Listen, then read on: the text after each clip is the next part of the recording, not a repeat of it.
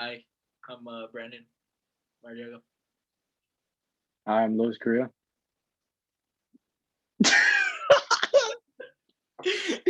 So, Bro, what's your take on a family that doesn't get along? um, I think families that don't get along, well, clearly it can be any issue, to be quite honest. For True. most families, I feel like it's probably like simple disagreements, simple fights, common fights that I feel like most families have. Um, but a family that doesn't get along at all, obviously, there's a bigger issue that is either not being talked about or there's just no way, not no way of solving it, but just no resolution at that time. And for me, my family, I've had several problems with them.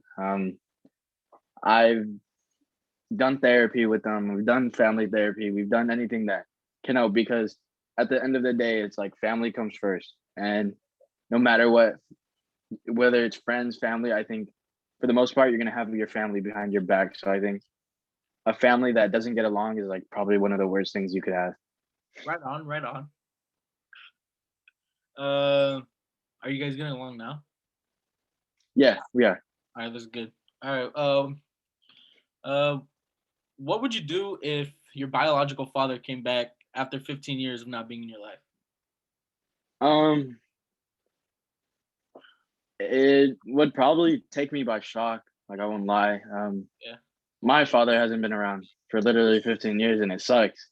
It really does because it's like, you know, I'm his first son, and he has another son, and, he's there for him, but I don't have that father figure in my life, so there's many things I had to kind of do on my own, or I feel like a father is supposed to teach you, and I never got that, and, of course, like, I have my mom, I love my mom. She can only, do so much for me as I'm getting older and becoming progressing into a young man.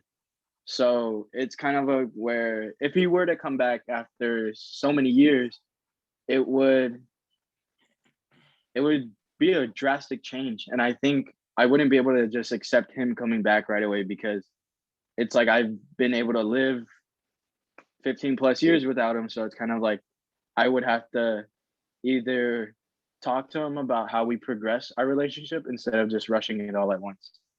Right. Moms are the best. Yeah. Uh, what kind of parent do you see yourself as? Do you see yourself as a outgoing, strict, rude, hitting?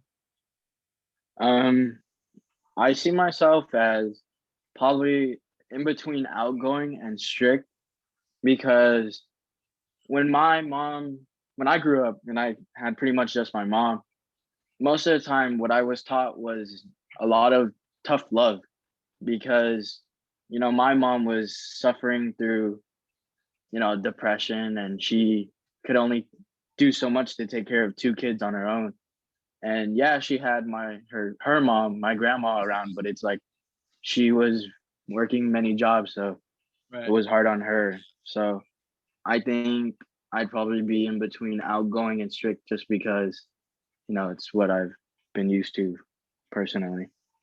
Right. Right. Right. What is your take on death? Like, On death, yeah, what happens to your body after death, and like, where do you go after death?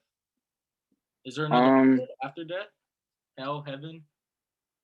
I was always taught that, there's a heaven and hell. My grandma's Catholic and so am I, so it's like, you're taught heaven and hell. Um, and I'm not the most religious person, so I don't know. I believe that there's an afterlife, like there's a place where, good souls go to either rest or like to live on, like per se.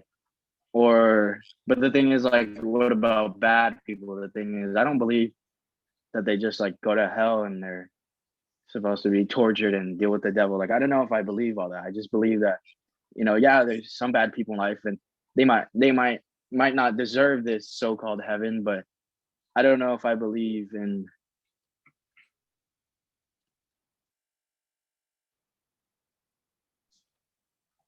Yeah. What do you think happens to the body after death, though? Like, does it just stay? underground getting eaten by worms?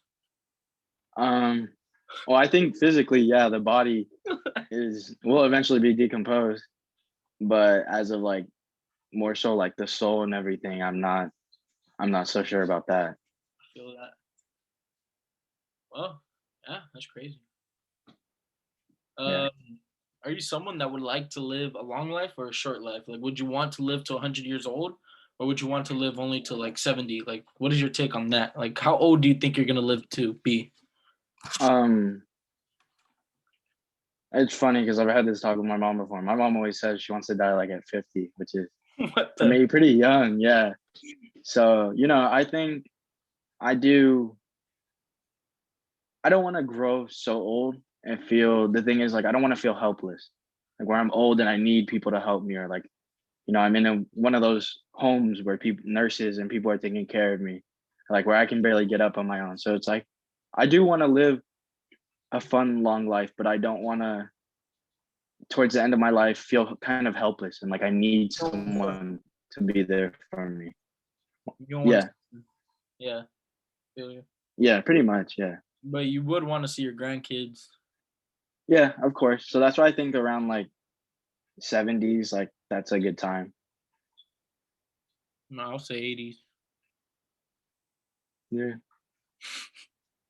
Do you have a family secret that would you like sharing? That you would like sharing, like Um, that your family does, or like that's not really low key. that is or isn't low key. Oh wait, that is low key, but you would like to like you wouldn't mind explaining to me. Well, as of last year, I had several issues with my mom. Some that I'm probably won't disclose, but it had to do a lot with just communication and kind of several arguments that just ended up spiraling out to pretty much where we couldn't even stand the sight of each other. Right. And it sucked because it's like, the only parent I have and like I should be able to go to for everything is my mom. And it's like, I can't go to my mom when I just had a 5-minute argument with her and So yeah, act like nothing happened. It's like, and I have my aunt and uncle that I'm incredibly close to, but it's like they're not gonna.